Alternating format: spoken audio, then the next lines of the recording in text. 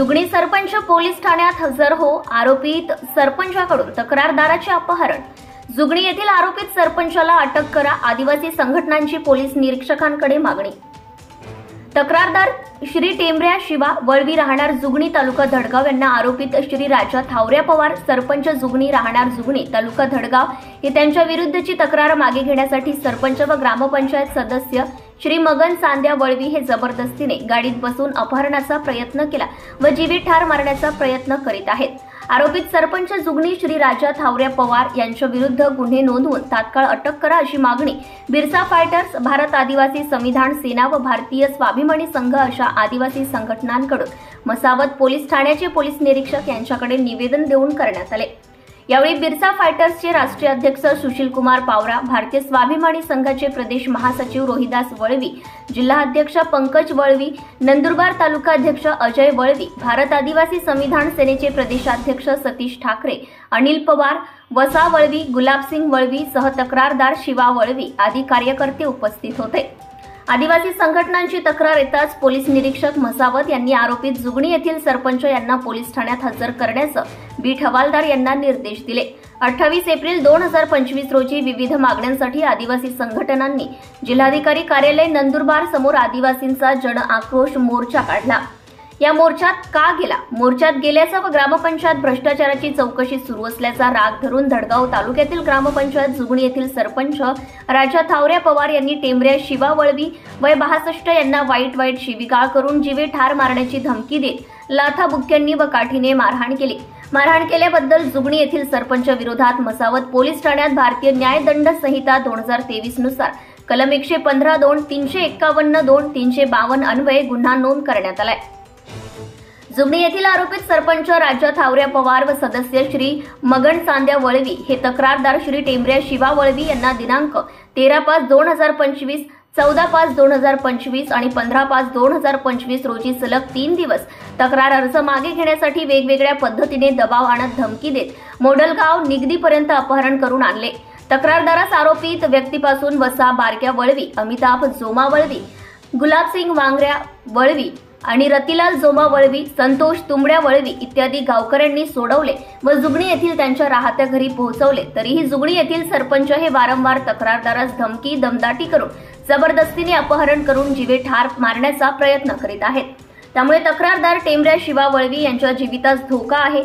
तक्रारदारास बरे वाईट काहीही झाल्यास त्यास सर्वस्वी जबाबदार जुगणी येथील सरपंच राजा थावऱ्या पवारसह शिंदे गटाचे विधान परिषद सदस्य चंद्रकांत बटेसिंग, रघुवंशी यांना धरण्यात यावे व आरोपित सरपंच यांच्यावर कायदेशीर पुन्हा कडक कारवाई करण्यात यावी अशी मागणी आदिवासी संघटनांनी पोलीस निरीक्षक यांच्याकडे केली आहे।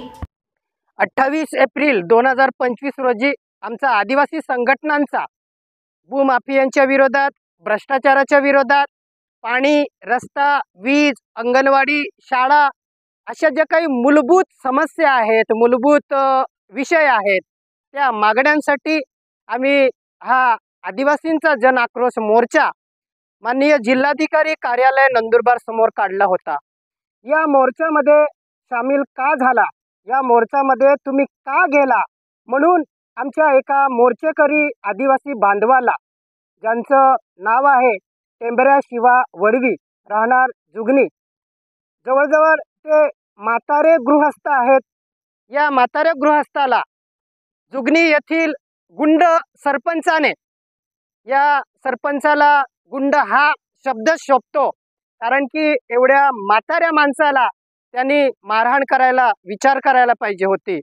तर जे गुंड सरपंच आहेत राजा थावऱ्या पवार यांनी या आमच्या म्हाताऱ्या गृहस्थाला काठ्यांनी, लाथाबुक्क्यांनी मारहाण केली आणि हे मारहाण झाल्यानंतर मसावत पोलीस ठाण्यामध्ये या जुगणी येथील सरपंचाच्या विरोधामध्ये गुन्हा दाखल करण्यात आलेला आहे।